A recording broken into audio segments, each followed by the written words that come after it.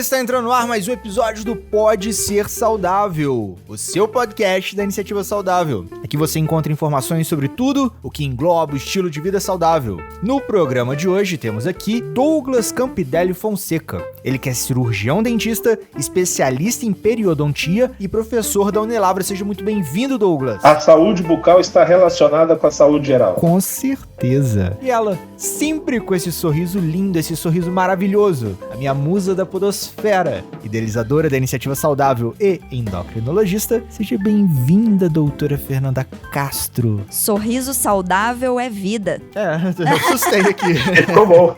Porque prevenção, senão o povo vai falar, ai que saco, de novo isso. O povo já tá falando assim, não, vocês estão falando toda vez, é a mesma coisa, é fazer atividade física e comer saudável. Não tem uma pílula mágica, não. Se tivesse era fácil. Né? Vamos gravar um episódio sobre morte, formas de morrer? Aí eu falei assim, a gente não tá falando de vida, tá falando de morte agora. Aí vai ter pílula mágica pra morrer. É um monte.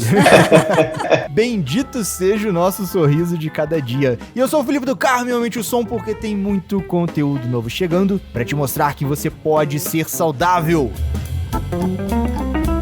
Então vamos lá. No nosso Papo Saudável de hoje, a gente vai conversar sobre os segredos por trás de um belo sorriso. Agora, como todo mundo tá usando máscara, né? A população tem que tampar o seu sorriso pra se proteger do coronavírus, principalmente ao sair na rua. Muitas pessoas não estão mais contagiando outras pessoas com seu sorriso bonito, né, doutora Fernanda Castro? Por isso que eu gosto mais do atendimento por vídeo, entendeu? Que eu posso continuar mostrando o meu sorriso. Bom. Mas primeiro, senhores ouvintes, estamos chegando ao episódio 50, sim, graças a você que nos prestigia com a sua audiência. Já passamos das 30 horas de conteúdo em formato de podcast, já são mais de 80 episódios, inúmeros vídeos no IGTV, mais de 600 posts. Eu já perdi a conta de quantas lives a doutora Fernanda já fez, e inclusive a última informação que eu tenho lá do início do ano, lá para meados de março, é que teríamos passado das 18 mil ouvintes. Tudo isso graças a você, que curte, compartilha e nos segue nas plataformas. Mas analisando todos esses números, a gente percebeu que existem muitos ouvintes que nos escutam frequentemente, mas não nos seguem nas plataformas de podcast ou que não ativam aquele sininho de notificação. Dessa maneira, não fica sabendo das novidades da Iniciativa Saudável e do Endocrinologia Inteligente. Então vai lá, é só você seguir a gente nos aplicativos de podcast e nas redes sociais, dar aquelas 5 estrelinhas e nos recomendar. Vai lá, não custa nada, é rapidinho. Tem iniciativa. Ajude a mais pessoas a escutarem esse trabalho tão saudável. Agora, um recadinho da consciência. Pessoal, eu já falei em outros episódios, a gente tá vivendo numa fase bem complicada. Então fique em casa, lave as mãos, usem álcool em gel. Eu sei que a saudade tá apertando, são meses e meses sem ver os parentes queridos, mas deixa eu te contar um segredinho. Infelizmente, milhares e milhares de brasileiros nesse momento já estão sem ver seus entes queridos, só que pra sempre. Apesar de muita gente já estar acostumada a ouvir esses números de mortes todos os dias, vamos reforçar de uma forma diferente. Já estamos passando, ou estamos muito próximos, dos 130 mil mortes. Em 4 meses, foram 125 mil mortes.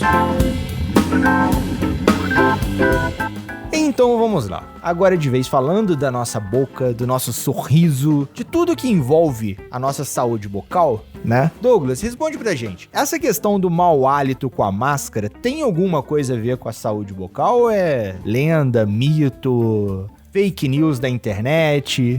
Felipe, é legal você falar sobre isso, né? Porque o que a gente mais está ouvindo nesses tempos de pandemia são as fake news, né? Os grupos do WhatsApp, a tiazinha, o tiozinho lá do grupo do WhatsApp que manda aquele primeiro conhecimento que ele viu e não apurou. O mau hálito, a halitose, causa até um problema social, né? É muito chato você, quando você está perto de uma pessoa, você dizer para essa pessoa, olha, eu acho que você está com mau hálito. Existe até um site na internet que é a Associação Brasileira de Halitose, ela criou no site dela um artifício que é o seguinte: você entra lá, você cadastra o e-mail dessa pessoa que você julga que está com mau hálito e essa pessoa recebe um e-mail falando assim, olha, alguém tem contato com você, percebeu que o seu hálito não está tão adequado, procure um dentista. Então, é uma maneira legal de você dizer para a pessoa sem que fique essa situação constrangedora. Senhores ouvintes, esse site é o abha.org.br.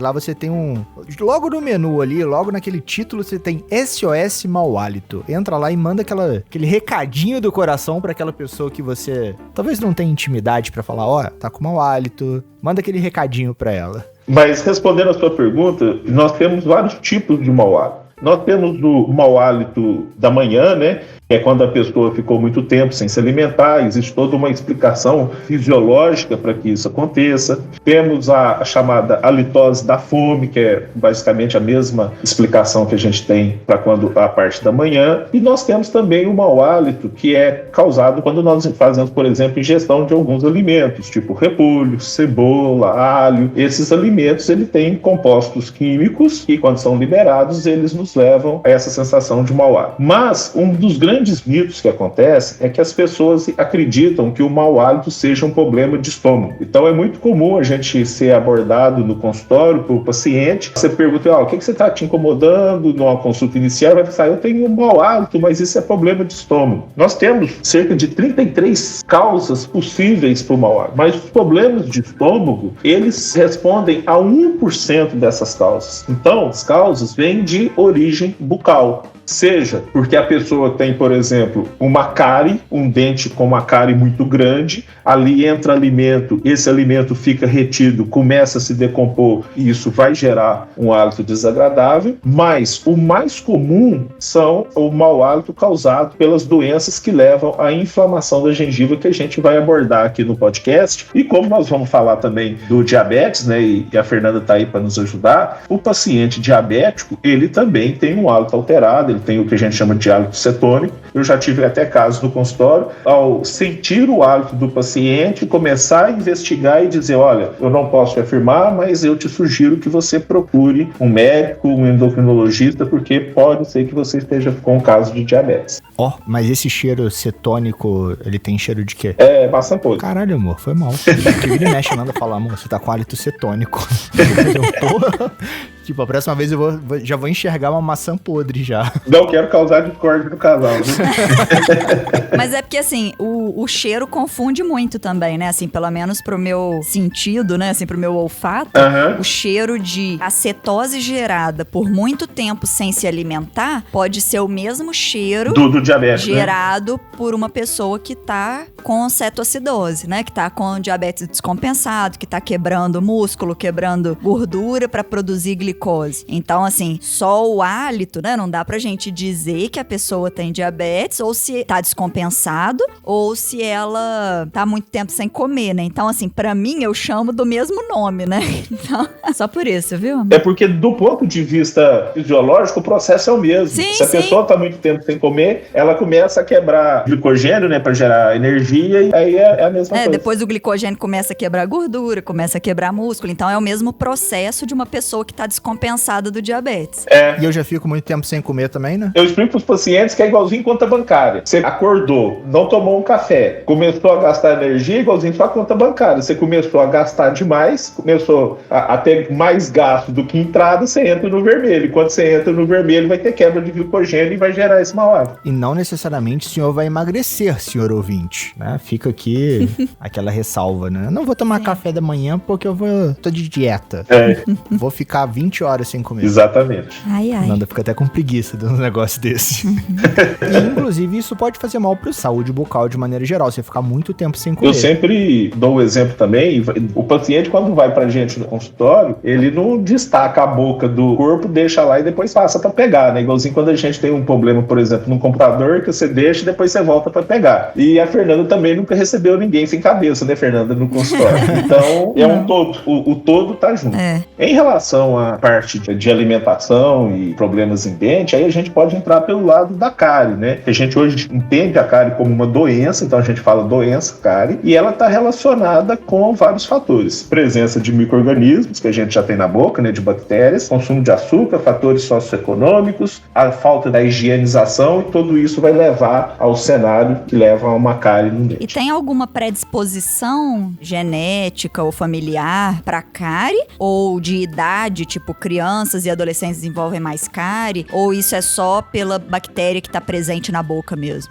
Não existe uma herança genética, né? Tipo assim, o seu pai tinha muita cárie e você vai ter muita cárie. Isso não acontece. O que acontece, você pode ter a presença de mais micro-organismos mais relacionados com a cárie. Mas o que a gente entende, numa visão ampla, é as questões sociocomportamentais. Então, os trabalhos científicos mostram que população de baixa renda, ela por dificuldade de acesso, por dificuldade de acesso à informação, dificuldade de acesso ao profissional, essas pessoas vão ter uma tendência a ter mais cárie, né? Mas até onde vão meus conhecimentos em relação à cárie, não existe nenhum tipo de predisposição genética para que isso aconteça. E para evitar, então, a cárie e até para manter a saúde da boca como um todo, né? Essa parte de orientação que a gente dá, né? De escovar os dentes sempre que comer alguma coisa, principalmente quando comer algum alimento ou bebida com açúcar. Isso aí ajuda muito, né, Douglas? Sem dúvida. E uma coisa que é interessante,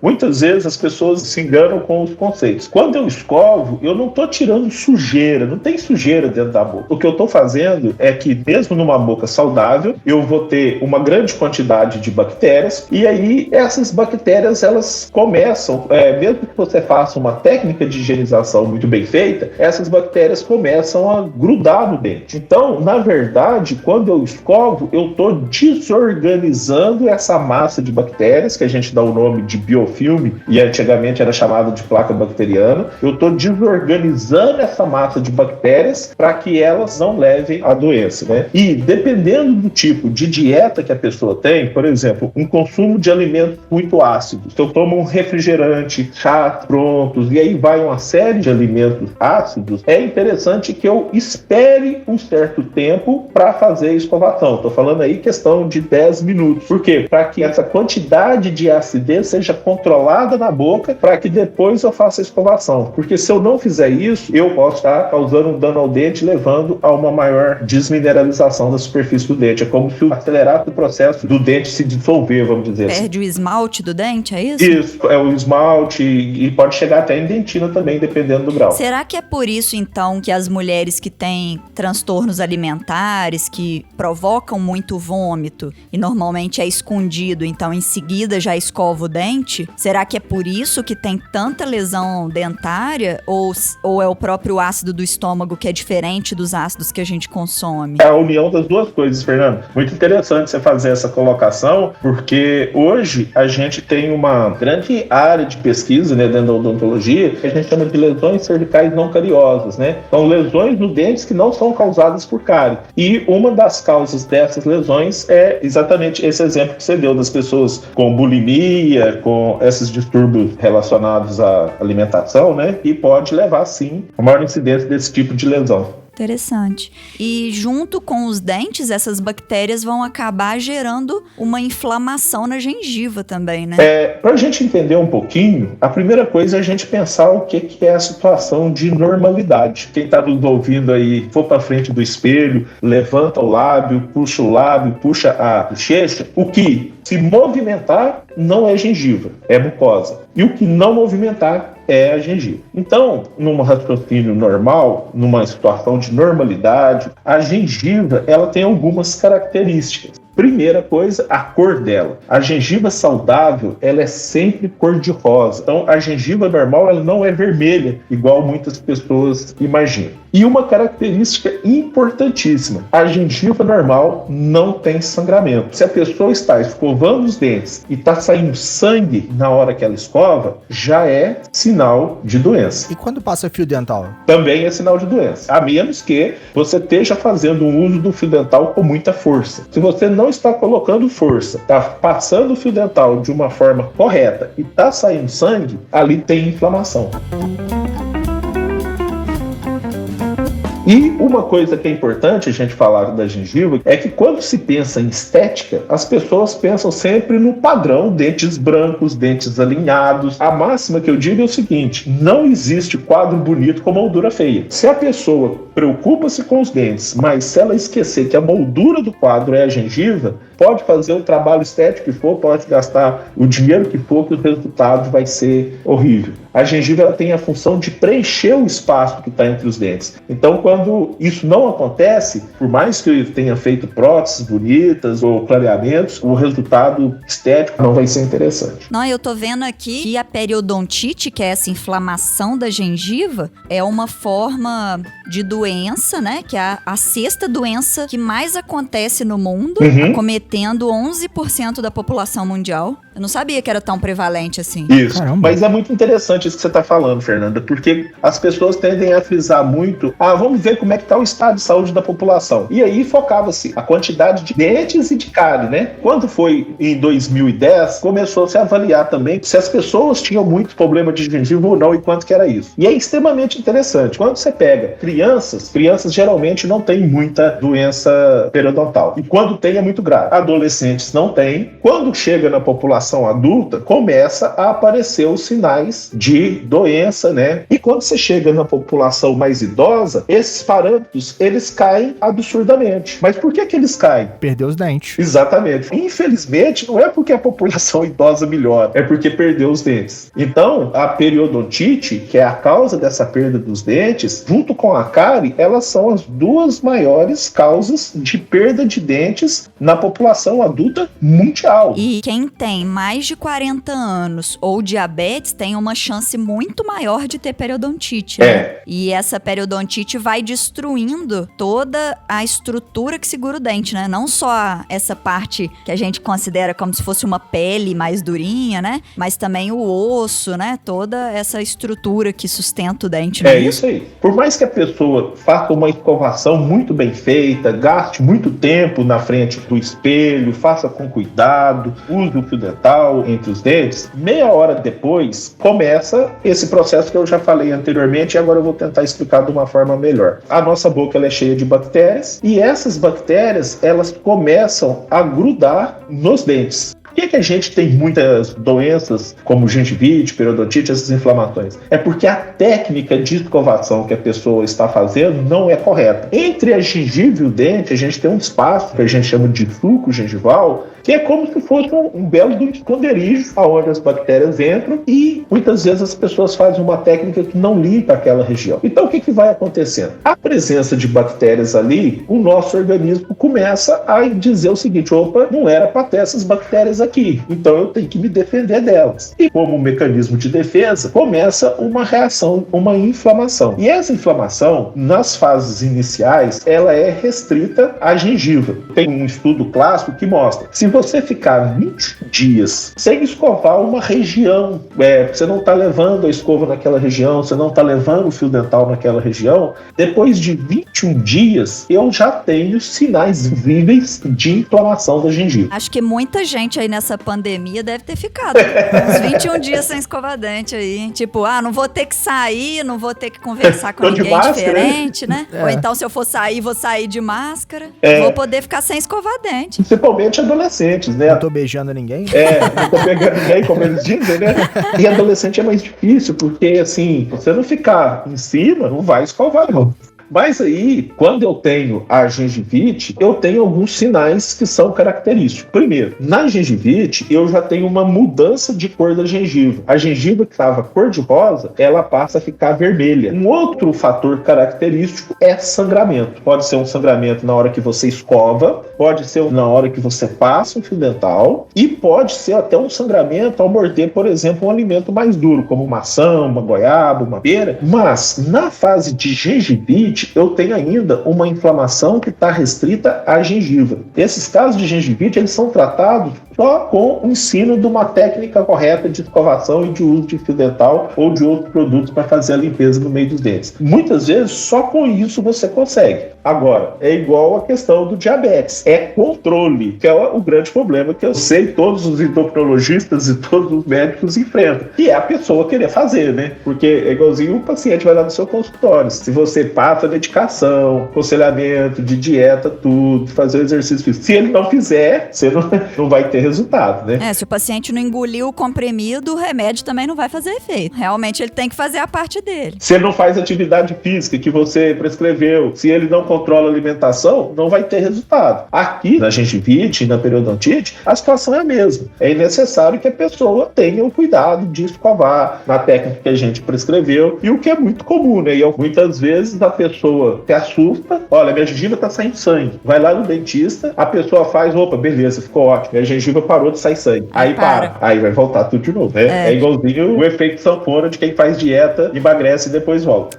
E isso é por conta de não fazer as orientações do mesmo jeito, né? Não é por conta de parar de usar remédio, ou porque o remédio, depois que para, engorda. Não, é porque a pessoa volta a fazer o que fazia antes de começar o processo de emagrecimento. O remédio muitas vezes é só uma espécie de um apoio, de um suporte, de uma bengala, que o paciente vai ter ali um estímulo talvez externo para ele executar as ações que ele precisaria executar, Sim. né? E, por exemplo, o Douglas, tem alguma escova de dente que seja mais apropriada para quem tem essa inflamação na gengiva, uma pasta de dente, um enxaguante bucal, alguma coisa específica?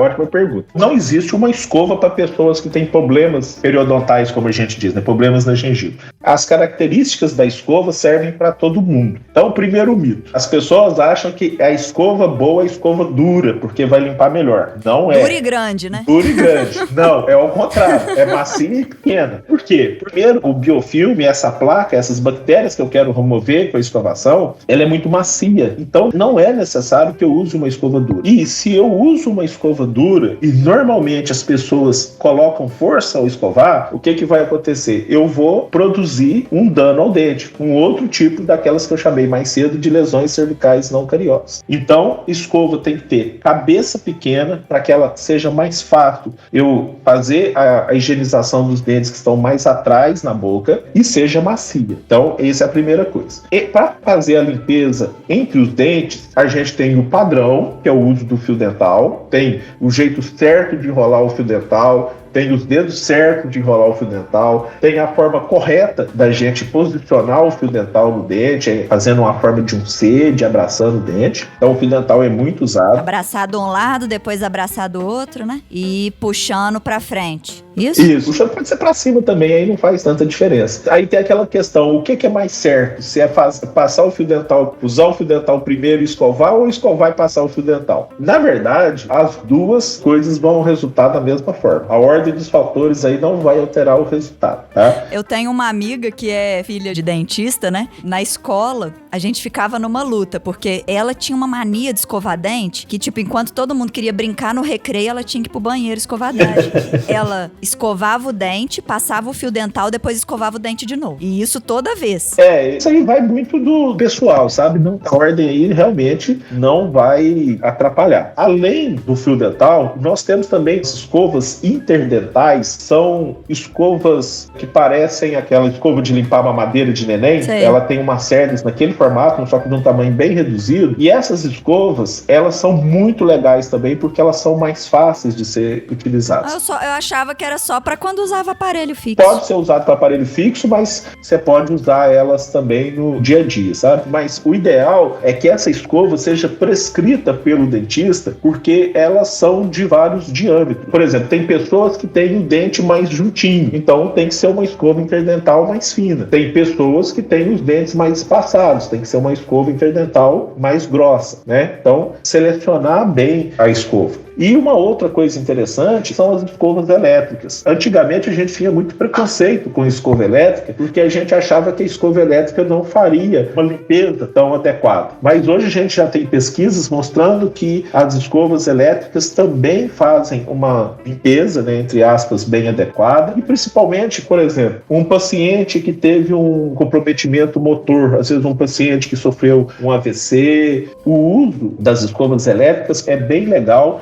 Porque aí quem vai fazer o movimento não é a pessoa, quem faz o movimento é a escova vai girando e vai fazendo a remoção. É, verdade. Bom, e a outra questão que você perguntou, Fernanda, é sobre os enxaguantes, e aí a gente faz um grande parênteses, né? Os enxaguantes podem ser recomendados, eu tenho o costume de prescrever os enxaguantes em algumas situações muito específicas. O enxaguante, ele não vai substituir a escova e o fio dental, porque a escova e o fio dental vai fazer uma remoção mecânica, ele vai realmente tirar o biofilme que está ali, e o mecanismo de ação desses enxaguantes é diferente. Nós temos uma série de enxaguantes, e aí, assim, se você for no supermercado, você tem prateleira de enxaguantes ali, e a gente sabe que a indústria ganha muito dinheiro com isso. Então, eles inventam sabores diferentes, nomes diferentes, para branquear. Então, assim, essa questão do branqueamento não acontece. Agora, mas então eu posso usar no dia a dia? Eu prefiro que as pessoas usem só escova convencional, fio dental ou outras E a pasta de dente? Bom, a pasta de dente, sim, a pasta de dente é importante, e principalmente porque hoje no Brasil, por lei, todas as pastas de dentes têm que ter flúor. Ela tem que ter uma quantidade de flúor. Então, até aquela situação que para crianças não era tão recomendado com flúor por causa da criança engolir,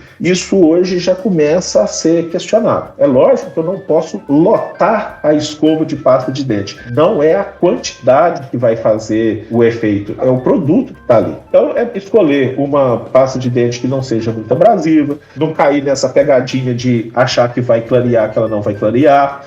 Tem uma outra pegadinha também, surgiu agora uma pasta de dente com carvão ativado. Não sei se vocês viram isso. Aí, esses dias eu estava assistindo uma live e eu achei sensacional. Perguntaram para a professora lá, uma grande professora, pesquisadora da USP, o que ela achava do carvão nas pastas de dente. Ela falou assim, carvão é ótimo para você pôr na churrasqueira e fazer churrasco.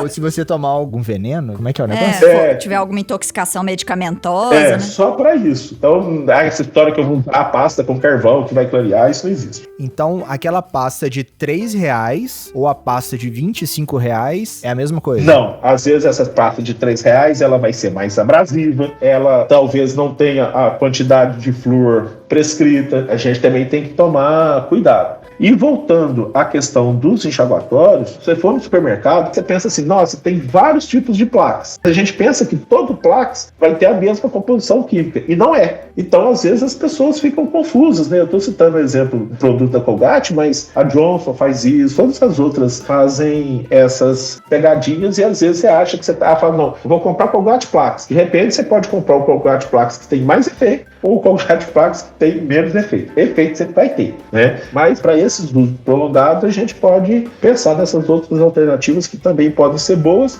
e também, às vezes, até economicamente mais viáveis para o paciente. Eu não sabia dessas alterações. Vou ficar mais atento na próxima vez que eu for numa farmácia. Felipe adora usar um enxaguante bucal, comer uma pasta de dente. Não mais. Tem comido bem menos pasta de dente depois que eu tratei a periodontite dele, sabe? Comprei fita dental, porque fio dental não passava no meio do dente dele, aí ele não usava. Aí eu comprei fita dental, encerada e tal, aí consegue usar. Mas eu acho que o que mais melhorou ou ajudou a melhorar foi a escova. A escova ultra macia, né? Mas ela tem aquelas cerdinhas mais fininhas na ponta. É uma da Colgate, não sei se você já viu? Já. Tem rosa, azul e amarela clarinha. Já. Ela tem umas pontinhas fininhas que eu sinto que entra no meio do dente, sabe? E aí eu senti que foi melhorando a minha sensibilidade, o meu incômodo. Tanto que hoje eu já consigo passar fio dental e não é sempre que sangra. Ainda sangra, né? Mas aí eu acho que tem o lado do trejeito meu de conseguir passar ou da própria sensibilidade da gengiva não calejada, vamos dizer assim, né? Ou, Felipe, o que pode estar acontecendo aí também é a técnica de uso. Às vezes você está usando o instrumento certo com uma técnica de uso que não é a melhor. Tem uma forma correta de se posicionar a escova, que seria dirigir as cerdas da escova em 45 graus em direção a esse espaço que existe entre a gengiva e o dente. Porque senão, se a gente não fizer a escovação dessa área entre a gengiva e o dente, as bactérias vão continuar ali e a inflamação vai continuar acontecendo. Eu ficava com medo de empurrar a gengiva pra cima, porque eu tenho 2 dentes que têm exposição de parte sem esmalte. Eu ficava achando que era porque eu forçava pra escovar muito perto da gengiva. Pode ser também. Isso aí que você está falando, essa exposição, a gente chama de retração gengival. Isso. Essa retração pode ser causada por vários fatores. Pode ser pela mordida, escovação com força, mas ela tem outros fatores. Por exemplo, pessoas que usou aparelho e de repente a movimentação que foi feita com os dentes foram jogados muito para frente, muito para trás, pode levar a essa retração. Agora, se você posicionar a escova corretamente, tiver uma escova macia e não colocar força, você não vai causar essa retração. Lógico que também tem uma outra variação, que são pessoas com gengivas mais finas e gengivas mais grossas. Então, por exemplo, uma pessoa que tem uma gengiva mais fina vai ter que tomar mais cuidado com essa técnica.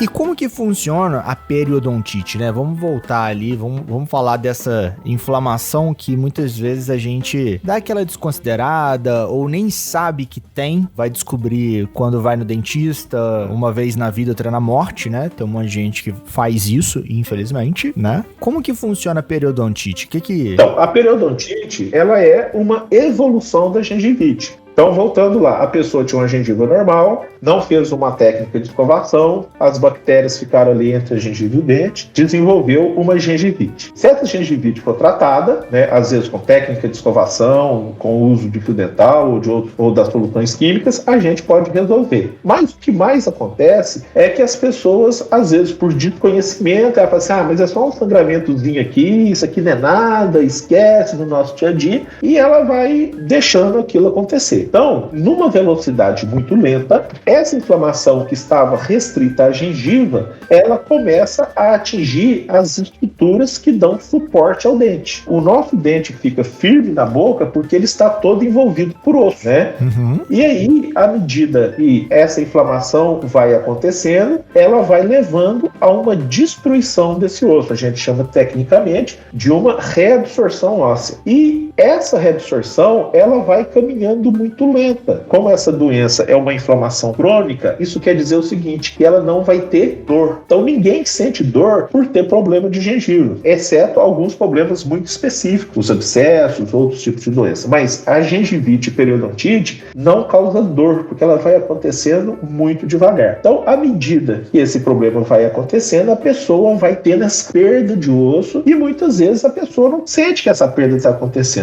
Como que ela vai perceber isso? Ela vai perceber quando o dente começa a ter uma certa mobilidade. Por que o dente fica móvel? Por que o dente fica bambo? Porque já não tem mais o osso dando tentação. Tá o Felipe sacudindo os dentes tudo aqui. Vamos garantir, né? Não tem nenhum com mobilidade aí não, né, Felipe? Eu ia perguntar, quanto de mobilidade tem que ter? Não, e na família do Felipe, os homens perdem cabelo e dente cedo. O cabelo já foi, agora o dente acho que a gente tá conseguindo segurar. O dente a gente dá jeito pra ele, né, Fernando? Ué. Mas aí, o que acontece? Tem casos e o paciente está com o dente tão bambo igual um dente de leite de criança, nessa situação. Mas quais são as características da periodontite? Bom, a periodontite também vai ter sangramento, a periodontite também vai ficar com a gengiva vermelha, mas dependendo do grau de periodontite e dependendo da mordida da pessoa, que a gente fala de oclusão, esses dentes podem mudar de posição. Tem pacientes que os dentes ficam muito para frente, os dentes da frente, eles ficam mais para frente ainda, vai abrindo espaço entre os dentes, vai meio que fazendo uma bagunça ali na mordida desse paciente. Entendi. Agora, igualzinho eu dei o exemplo que não existe boca sem corpo e corpo sem boca, os dois fatores hoje que são muito bem comprovados chamam-se tabagismo e o diabetes. O tabagismo atrapalha o paciente como um todo, então não é só o efeito do cigarro na boca. Um paciente com problema de gengiva que fuma e o outro que não fuma, se os casos forem iguais, no paciente que é fumante, esse problema de gengiva vai acelerado. Então, aquele processo que eu falei da reabsorção do osso, que acontece devagarzinho, no paciente fumante, por mais tempo que ela fuma, mais rápido vão ser os problemas que a pessoa tem. Provavelmente pela reação inflamatória, né, que causa. Uma coisa que é comum ao diabetes e ao tabagismo é essa reação inflamatória que gera no corpo inteiro, inclusive gengiva e as estruturas que sustentam os dentes. Agora, uma coisa tem que ficar muito clara: se você tem diabetes e tem problema de gengiva, não quer dizer que essa pessoa vai ficar sem dente. Não é que vai ter que extrair tudo porque tem diabetes e tem problema na gengiva. Significa que vai ter que cuidar cuidar mais, né? Quando eu vou conversar com o paciente, pelo menos uma vez ao ano, eu cobro dele de ir ao dentista. Cobro notícia, o que deu, o que tá acontecendo, porque isso também faz parte do cuidado, né? O dentista é um dos profissionais que tem que ser visitado, né? Pelo menos uma vez ao ano, a pessoa tem que passar por uma avaliação ao dentista, e isso independe da glicemia estar controlada ou não. Porque se a pessoa não fizer essa prevenção, quando procurar o dentista, realmente o dente já não tem mais jeito de salvar, né? Além do dentista, normalmente, quem tem diabetes tem que fazer os exames de coração, pelo menos a cada 2 anos, tem que tomar as vacinas, tem que fazer o exame dos pés, tem que ir ao oftalmologista. Então, assim, a gente tem uma série de recomendações preventivas. É uma visão multidisciplinar, né? E hoje, as pesquisas mostram que a periodontite é a 6ª complicação mais comum do diabetes. E qual que é a melhor forma, né? É esse relacionamento que tem que ter entre dentista e médico, conversando, trocando ideia e pensando o que é o melhor para o paciente. Aí vem uma dúvida, né, que pode também ser muito comum pelas pessoas, mas eu sou diabético, eu posso tratar de dente? Pode e deve. Agora, o importante é que o dentista saiba que você é diabético. Aí eu passo a ter uma série de cuidados com ele. Então eu posso pedir sempre que ele procure o médico. Muitas vezes ele vai chegar lá no médico, o paciente vai estar totalmente descompensado, o médico vai ter que compensar esse paciente para que depois ele venha fazer o tratamento. Mas já trato de muitos pacientes diabéticos e a gente faz com bastante segurança. É pensar ao paciente. Talvez seja importante, Douglas, as pessoas entenderem por que o diabetes piora essa situação da periodontite, né? Então, assim, vocês fazerem algum procedimento com uma pessoa que tem uma descompensação do diabetes, a inflamação que a glicose alta, o açúcar do sangue gera no corpo é muito grande. E além disso, essa diabetes descompensada acaba dificultando as correções de imunidade. Então, por exemplo, se tem uma bactéria ali mais forte em volta do dente e você fez uma cirurgia, essa bactéria pode entrar na corrente sanguínea e pelo diabetes estar descompensado, o corpo não consegue reagir da melhor forma e essa infecção acaba ficando muito grave. Então, é por isso que a gente fica, né, insistindo com o paciente que ele tem que controlar o diabetes antes de fazer algum procedimento, principalmente cirúrgico, né? Ou que vá ter ali contato da boca com o sangue, né? É isso mesmo. Por outro lado, pacientes que controlam, um diabético que controla, que faz o acompanhamento com o médico, com o dentista, ele passa a ser um paciente normal. E aquela progressão que acontece, que eu falei que é rápida no paciente diabético, é no diabético não controlado. No paciente controlado, a doença não vai progredir, ou vai progredir numa velocidade muito baixa, sabe? E como que é feito o tratamento da periodontite? Primeiro, é instruir o paciente na forma de escovação, no uso de fio dental. E assim, inflamação é um mecanismo de defesa do organismo. E eu só resolvo uma inflamação se eu trato a causa. Então não adianta eu fazer procedimentos se eu não ensinar os pacientes a escovar, a usar o fio dental e as outras escovas. Basicamente, depois a gente parte com um procedimento que a gente chama de raspagem, que é uma limpeza que a gente faz na raiz do dente. Hoje é um procedimento feito com anestesia local, praticamente depois o paciente não tem dor depois que é feito, é um procedimento bem tranquilo de ser realizado. Mas isso é tipo limpeza de tártaro, não, né? É tipo a limpeza, porque na verdade, o que é o tártaro? O tártaro é essa massa de bactérias, esse biofilme, essa placa que eu falei, que por ação de cálcio e fósforo presente na saliva, ele endurece. E o tártaro, ele não causa inflamação. O que causa inflamação é porque o tártaro é uma superfície áspera e sobre essa superfície áspera vai ter a presença de bactérias, tá? Então a gente tem que remover o tártaro que está ali também e às vezes esse tártaro, ele tá nesse espaço entre a gengiva e o dente. Por isso que eu tenho que anestesiar e eu vou raspando, eu vou tirando esse tártaro que está ali e com isso eu dou condições para que a gengiva volte a ser uma gengiva normal. E tratando a periodontite, a gente também pode facilitar a manutenção do controle do diabetes, né? Teve uma vez que eu tive que internar uma paciente, porque ela tava com uma periodontite tão grave, assim, tão disseminada mesmo, que além de estar perdendo muitos dos dentes, ela tava com uma diabetes que não controlava de jeito nenhum, né? Então a gente teve que internar utilizar a insulina na veia, depois equilibrar com a alimentação, com a insulina subcutânea, para aí sim conseguir operar ela e tratar a periodontite da melhor forma. Não só a diabetes piora a periodontite, como a periodontite piora o diabetes, né? Então, cria um círculo vicioso ali, e quando a gente consegue tratar os dois, a melhora é bem grande. A periodontite, ela é uma infecção que a pessoa tem, e se ela não for tratada, ela vai estar contribuindo para que o paciente sempre mantenha os índices altos, né, de glicose, seja considerado um paciente não controlado. Então, é bem legal isso aí mesmo, mostrando mais uma vez essa relação que a gente tem entre periodontite e entre as doenças que a gente chama de doenças sistêmicas, né? São as doenças que acontecem no organismo como todo, e tem toda essa relação bacana que a gente está vendo. Verdade.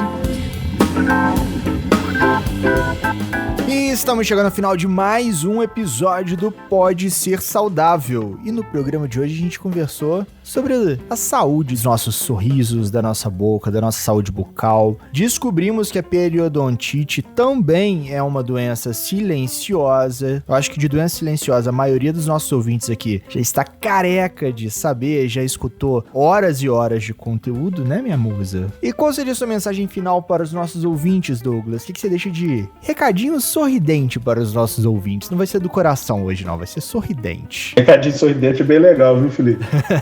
Primeiro eu queria agradecer a você, Felipe, e a Fernanda. Eu espero que a gente tenha cumprido o objetivo, que era de esclarecer as pessoas, de mostrar que existe sim uma relação entre os problemas bucais e os problemas da saúde como todo, que a gente fala saúde sistêmica. Alertar, que as pessoas fiquem alerta para que, mas minha gengiva está sangrando, mas isso aqui é só um sangramentozinho. O sangramento é sinal de inflamação, é necessário tratar, procurar um profissional, um dentista, seja o clínico geral, seja o dentista que é especialista em periodontia. Aos pacientes que são diabéticos, o controle ainda maior, tanto dos níveis de glicose, quanto da parte de saúde bucal, da saúde como um todo. E é muito bom a gente poder fazer essas trocas de conhecimento, porque a gente escuta muito a odontologia pensando assim, mas os médicos não dão importância para isso, médicos não valorizam essa situação do dentista. E eu tenho uma visão completamente diferente disso. Eu acho que, não sei se é porque eu tenho muitos amigos médicos, mas eu sempre vejo que há sempre essa necessidade da gente trocar conhecimentos e pensar sempre que assim, é o meu conhecimento que se soma com o do médico, com o do nutricionista, com o do educador físico, com o do psicólogo, visando o quê? Que a gente tenha a saúde do paciente. A gente tem que passar a colocar o paciente como o nosso objetivo, né? Pensar sempre na possibilidade da gente fazer esse atendimento multiprofissional,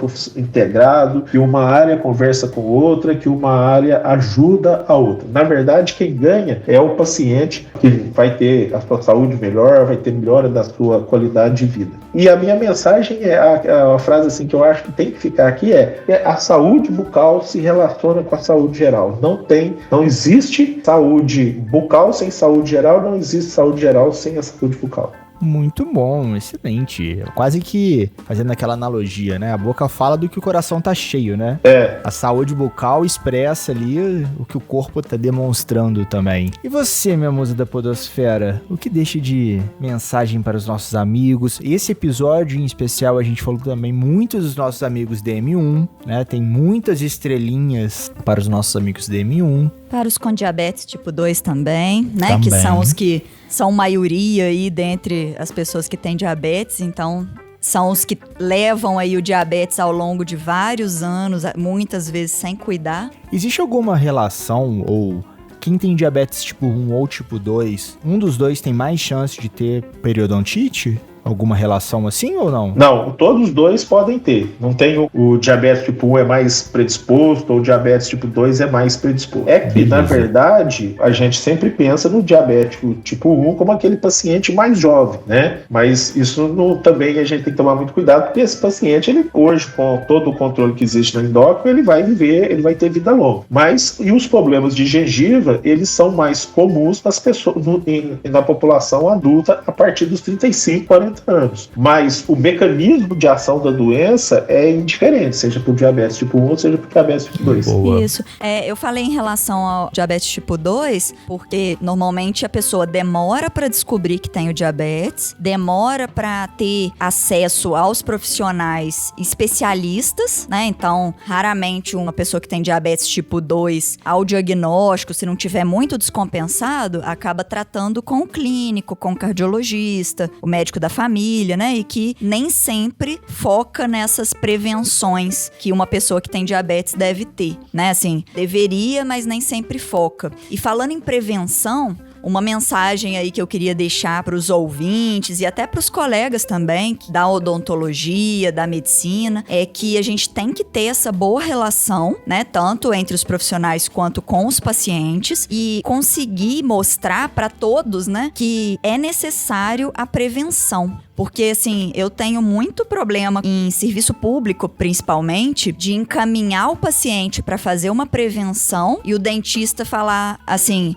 não tem espaço para fazer prevenção, não tenho vaga, ou então o dente tá todo normal, não tem que fazer nada, mas também não orienta sobre periodontite, ou então, a diabetes está descompensada, não vou fazer nada, só vou fazer alguma coisa quando o diabetes estiver compensado, mas também não avalia para poder fazer algum tratamento não cirúrgico, né? Ou para poder orientar como prevenir. Então, assim, eu sei que o trabalho é muito, mas você vai evitar muitas complicações, vai evitar muitos trabalhos mutilantes se você fizer prevenção. Prevenção é vida, né? É o que eu falei, é pensar no paciente, no melhor para o paciente. E só complementando aqui, uma coisa bem legal também que a gente tem acompanhado, que eu esqueci de falar, mas é uma coisa bem legal, tem surgido uma linha de pesquisa, e aí a gente tem muito orgulho de dizer, uma linha de pesquisas com o pessoal da UFLA, com o professor Luciano Pereira, que é dentista, professor lá do curso de medicina. Eu conheço. E o Luciano tem feito um trabalho maravilhoso de pesquisa relacionando a doença periodontal com diabetes, com alimentos tonais. Eu acho que muito em breve a gente vai ter muita coisa legal surgindo, uma linha de pesquisa feita aqui na UFLA por profissionais, pesquisadores extremamente capacitados, muita coisa interessante. Eu tenho acompanhado, tenho ajudado em alguns estudos, e eu acho que a gente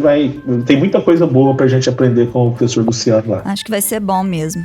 E a minha mensagem final é sempre aquela velha máxima: sigam as nossas redes sociais, iniciativasaudável.com, curtam e compartilhem todos os nossos episódios, muitos novos estão vindo. Agora todos os nossos episódios estão no YouTube, então se você tem aquela tia, aquele tio, aquele amigo que ainda não conhece o universo dos podcasts e não sabe onde escutar, você pode mandar o link do YouTube para eles. Ou se já conhece, manda o link das plataformas de podcast, Spotify, Deezer, Apple Podcast ou outro agregador da sua preferência. E lembre-se sempre, você também pode ser saudável. E no mais, aquele abraço!